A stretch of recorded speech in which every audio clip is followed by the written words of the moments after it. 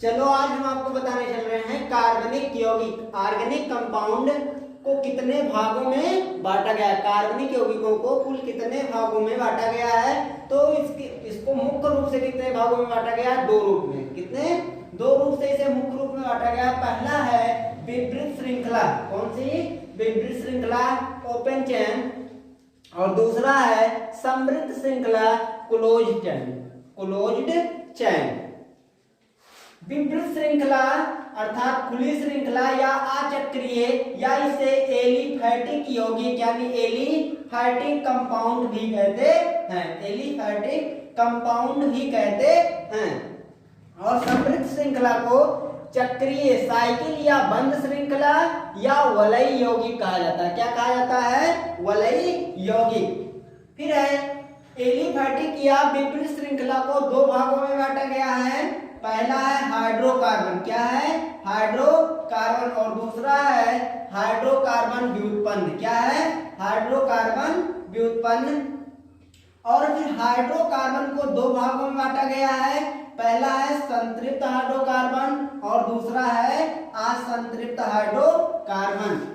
संतृप्त हाइड्रोकार्बन अर्थात एल्केन या अर्थात ये एकल बंध से बनने वाले यौगिक।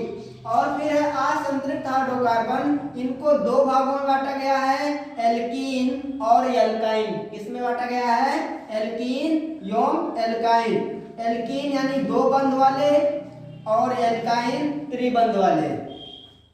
इनके एग्जांपल एकल बंध का CH4C2H6, एल्कीन का C2H2C3H3, त्रिबंध का C3H4C4H6। ऐसे समृद्ध श्रृंखला को दो भागों में बांटा गया है, समचक्रीय और विषम चक्रीय। कौन कौन से? समचक्रीय और विषम चक्रीय। एग्जाम्पल आप देख रहे हैं। इस प्रकार के यौगिक देखने को मिले तो समचक्रीय, इस प्रकार के देखने को मिले तो विषम चक्रीय। अर्थात यदि सभी कोनों पर कार्बन जुड़ा हो तो समचक्रीय, यदि कार्बन के अलावा कोनों पर कुछ जुड़ा हो अन्य यौगिक तो उसको विषम चक्रीय। अब समचक्रीय यौगिक को दो भागों में बांटा गया है।